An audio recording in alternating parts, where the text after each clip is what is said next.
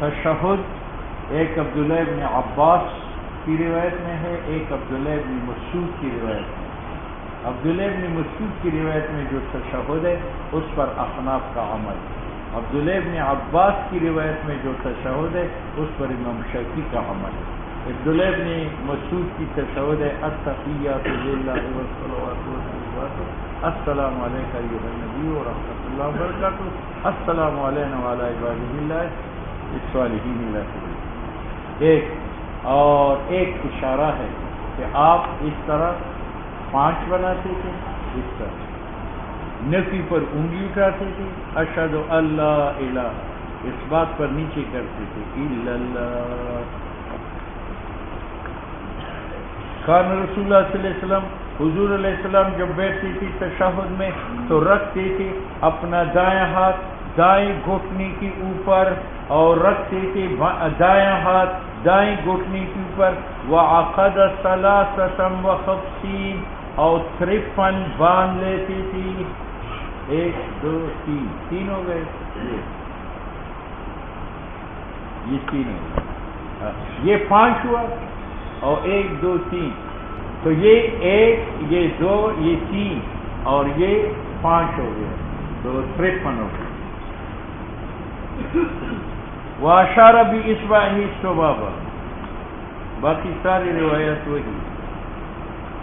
کان رسول اللہ صلی اللہ علیہ وسلم اذا قعد، نبی علیہ الصلوۃ والسلام جب بیٹھتے تھے، یدعو دعا مانگتے تھے، تو وضع یدہ الیمنی علی فخذ الیمنی ویدہ الیسری علی فخذ الیسری واشار باصبعہ السبابہ، ووضع ابہامہ، منہ کی انگلی رکھتے تھے، علی الوسطی، ویلقم، اور لقمہ بناتے تھے، کفہ الیسری، اپنی بائیں ہتھیلی کا لقمہ کیا بناتے تھے؟ رکبتہ، بائیں گھٹنا، ایسا سمجھتے ہو؟ یہ بھی وہی روایت ہے۔ عن عبداللہ ابن مسعود قال كنا اذا صلینا، جب ہم نماز پڑھتے تھے نبی علیہ السلام کے ساتھ تو ہم کہتے تھے خدا پر سلام ہو، قبل عباد، اب بندوں کی طرف سے، جبرائیل پر سلام ہو، میکائیل پر سلام ہو، السلام علی فلان، پیر بگاڑا پر سلام ہو۔ نبی علیہ السلام نے منہ مبارک موڑا، ہماری طرف متوجہ ہو گئے چہرہ مبارک کے ساتھ، فرمائے لا تقولوا، یہ نہ کہو السلام علی اللہ، یہ تو خدا کو دعا ہے اور خدا دعا کا محتاج نہیں ہے، اللہ تعالیٰ خود سلامتی دینے والا ہے۔ جب بیٹھے تمہاری نماز میں وہ پڑھے التحیات للہ، تمام مال عبادت اللہ کے لیے ہے، والصلاۃ، بدنی عبادت اللہ کے لیے ہے، والطیبات، لسانی عبادت اللہ کے لیے ہے، السلام علیک ایھا النبی ورحمۃ اللہ وبرکاتہ، السلام علینا وعلی عباد اللہ الصالحین، یہ عبداللہ ابن مسعود والا تشہد ہے، یہ ہم پڑھتے ہیں۔ جب یہ کہے نو اصاب، یہ دعا پہنچے گی ہر عبد صالح کو، پھر سما آسمان میں ہو یعنی مر چکا ہو، روح آسمان پر جا چکی ہو یا زمین میں ہو، اور آگے پڑھے اشہد ان لا الہ الا اللہ واشہد ان محمدا عبدہ ورسولہ، ثم لیختار لیخیر، پھر وہ پسند کرے دعا میں سے عجبہ لے، جو اس کو پسند ہو وہی دعا مانگے۔ ابن عباس کی دوسری تشہد ہے، یہ امام شافعی پڑھتے ہیں۔ كان رسول الله صلى الله عليه وسلم يعلمنا التشهد كما يعلمنا السورة من القرآن، فكان يقول التحيات المباركات الصلوات الطيبات لله، السلام عليك أيها النبي ورحمة الله وبركاته، السلام علينا وعلى عباد الله الصالحين، أشهد أن لا إله إلا الله وأشهد أن محمد رسول الله۔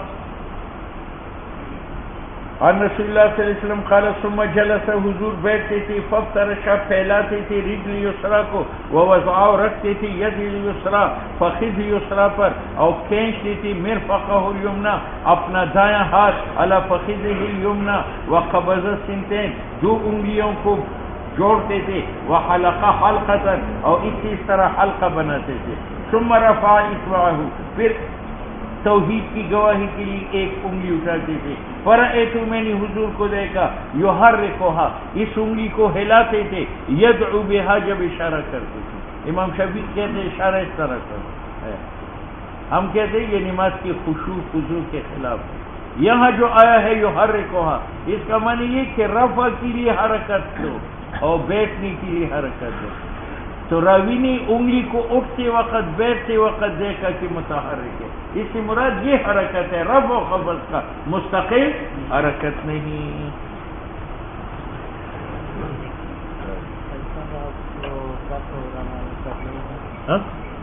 نہیں آج نہیں ہے، جمعرات کو۔ کان نبی صلی اللہ علیہ وسلم یشیر باصبعہ، حضور اشارہ کرتی تھی انگلی مبارک سے، اذا دعا ولا یحرکها، اور مسلسل اس کو حرکت نہیں دیتے تھے۔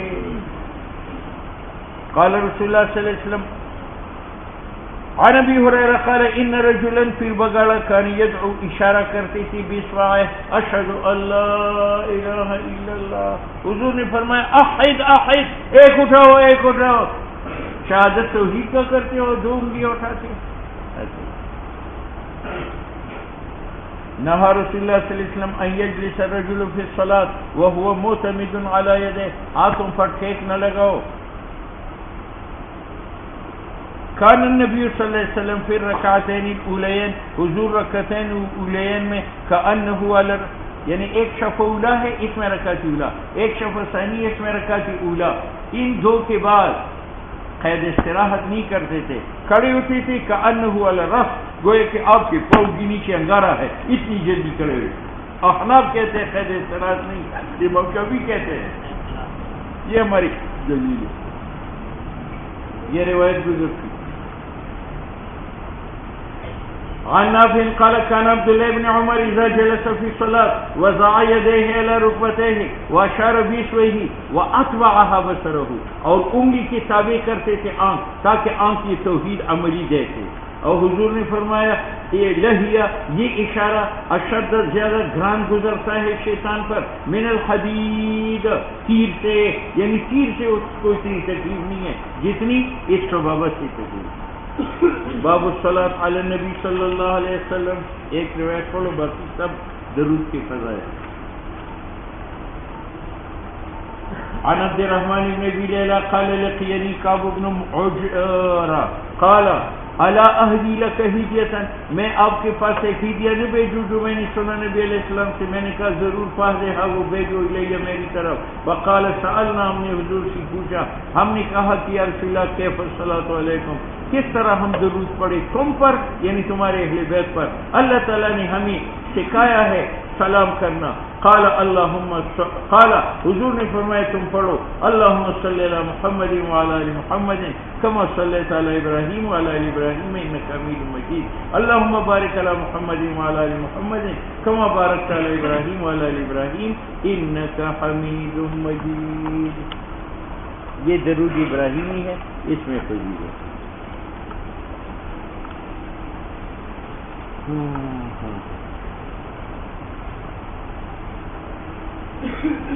قال رسول اللہ صلی اللہ علیہ وسلم من صلی علی واحدۃ صلی اللہ علیہ 10 صلوات وحطت، و مٹائے جائیں گے اس سے 10 گنا، اور بلند کی جائیں گے اس کے لیے 10 درجات۔ حضور نے فرمایا قریب لوگوں میں میرے ساتھ قیامت کے دن وہ ہوگا جو زیادہ ہوگا لوگوں سے مجھ پر درود بھیجنے والا۔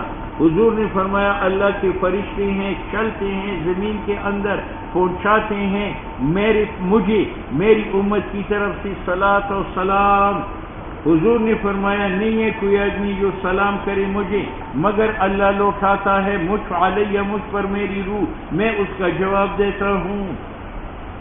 حضور صلی اللہ، میں نے سنا نبی علیہ السلام سے فرماتی تھی لا تجعلوا بیوتکم قبورا، اپنے گھروں کو قبر نہ بناؤ اور نہ میری قبر کو میلہ بناؤ، اور درود بھیجو مجھ پر، تمہاری درود تو بلغنی، مجھے پہنچایا جاتا ہے حیث کنتم، جہاں تم ہو۔ رسول اللہ صلی اللہ علیہ وسلم نے فرمایا خاک آلود و ناک اس آدمی کا ذکرت عندہ، کہ میں ذکر کیا جاؤں اس کے ساتھ اور وہ درود نہ پڑے مجھ پر، اور خاک آلود اس آدمی کی ناک جو اس پر رمضان داخل ہو پھر رمضان نکلے قبل اس سے کہ اس کی مغفرت ہو، یعنی روزہ نہ رکھے، اور خاک آلود اس آدمی کی ناک کہ اس نے ماں باپ کو بڑھاپے میں پایا یا عہد ماں کو، وہ ماں باپ اس کو جنت میں نہ لے جائے، یعنی ان کی خدمت نہ کرے۔ نبی علیہ السلام آئے ایک دن والبشر فی وجی، اور خوشی محسوس ہو رہی تھی آپ کے چہرے مبارک میں. آپ نے فرمایا میرے پاس جبرائیل آیا، فرمایا تیرا رب کہتا ہے کہ آپ کو خوش نہیں کرتی یہ بات اے محمد کہ درود نہیں بھیجے گا تجھ پر کوئی آدمی تیری امت سے مگر میں ان پر رحمتی بھیجوں گا 10، اور سلام نہیں کرے گا آپ کو کوئی شخص آپ کی امت سے مگر میں اس پر سلامتی بھیجوں گا 10 بار. میں نے پوچھا یا رسول اللہ میں زیادہ درود آپ پر پڑھتا ہوں تو کتنا وقت مقرر کروں درود کے لیے؟ فرمایا جتنا چاہو. میں نے کہا زندگی کا ربع حصہ؟ فرمایا جتنا چاہو لیکن اگر آپ بڑھا دے تو وہ بہتر ہے. میں نے کہا نصف زندگی؟ فرمایا جو آپ کا چاہے لیکن بڑھائے تو یہ بہتر ہے. میں نے کہا 2/3 وقت درود کے لیے؟ فرمایا جو چاہے لیکن اگر وہ بڑھائے تو وہ بہتر ہے. میں نے کہا پھر میں آپ ہی پر درود بھیجوں گا. قال اذن تکفی ہمت، یہ درود تیرے غموں کے لیے کافی ہوگا. ویکفر لک ذنبک، اور تیری گناہ کو مٹائے گا.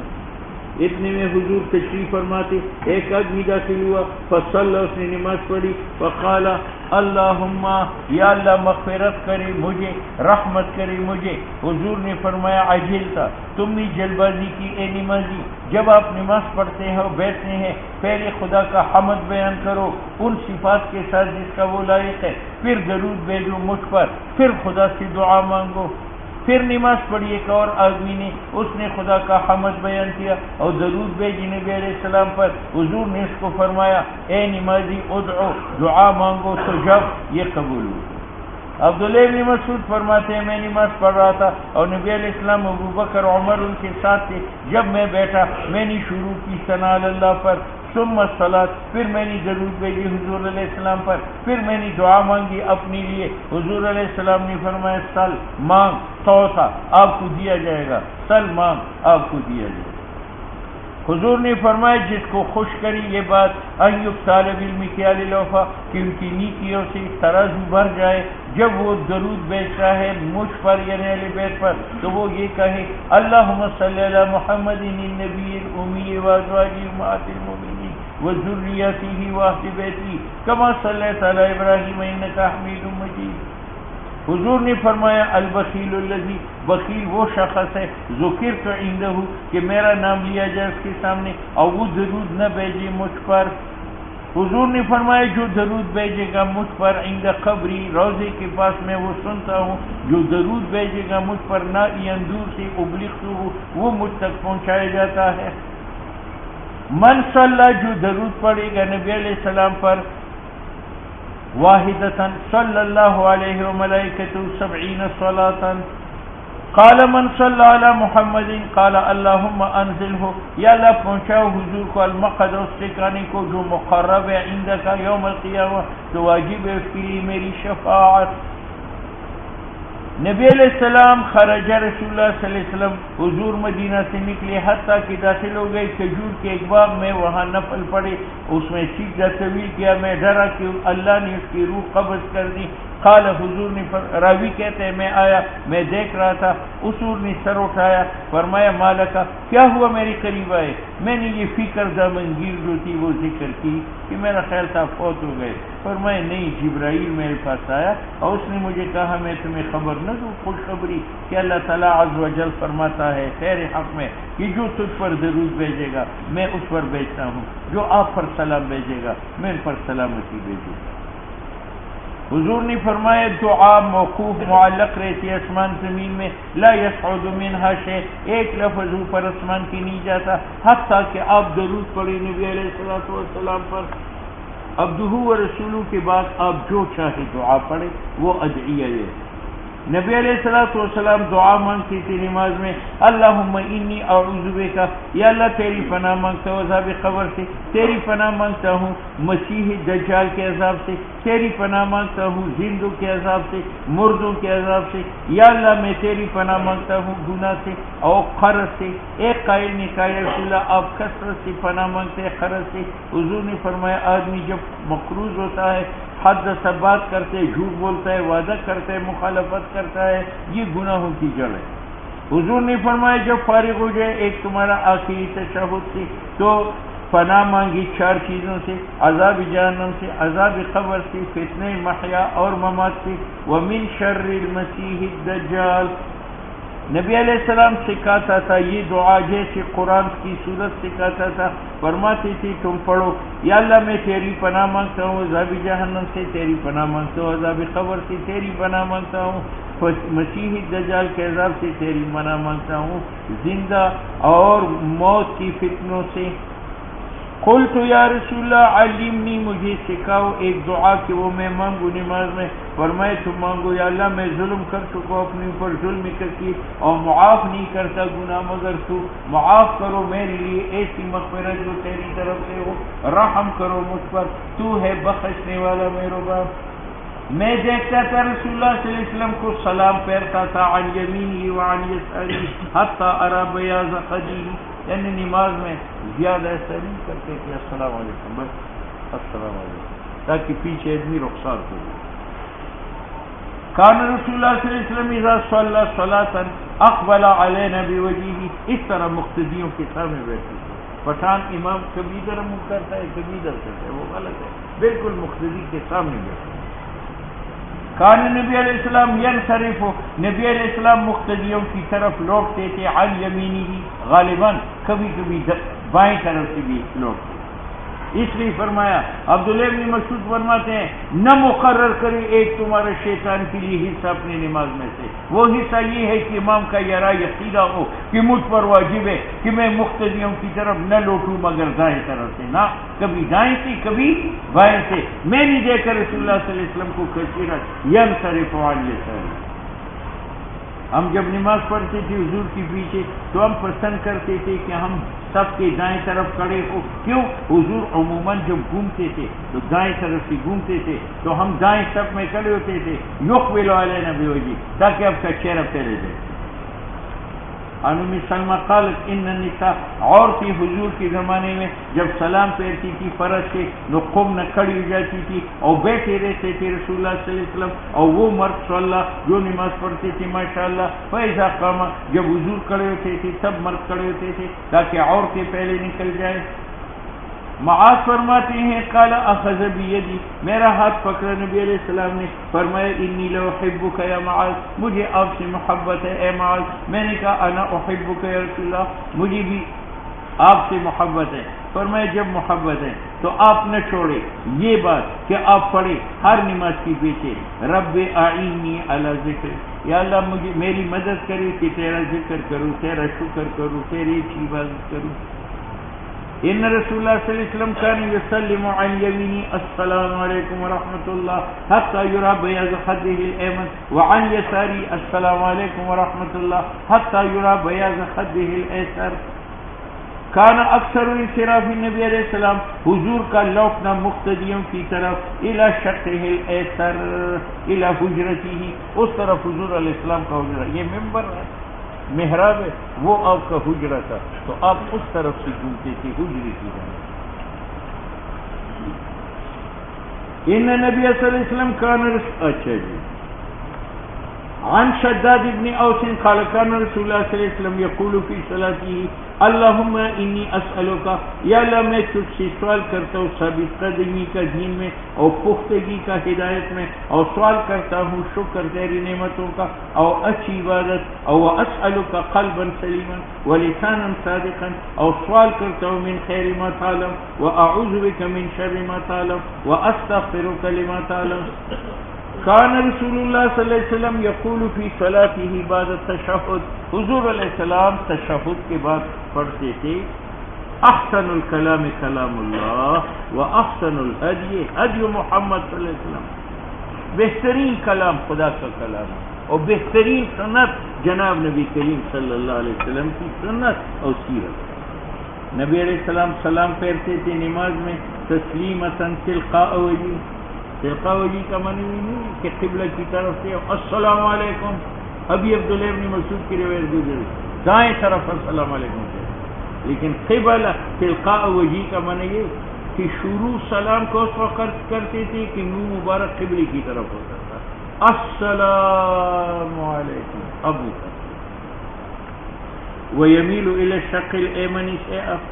امرنا رسول الله صلی اللہ علیہ وسلم ان نرد على الامام، حضور نے ہمیں حکم دیا کہ ہم جواب دیں امام کو، ونتحاب، ایک دوسرے سے محبت کرے اور سلام کرے بعض بعض پر۔ معنی یہ کہ امام جب اس طرف کرے السلام علیکم تو ان مقتدیوں کی نیت کرے، اور اس طرف کرے تو ان مقتدیوں کی نیت کرے، اور یہ مقتدی جب سلام پھیرتا ہے تو امام اور ان مقتدی کی نیت کرے، اور یہ امام جب سلام پھیرتا ہے تو امام اور ان مقتدیوں کی نیت کرے۔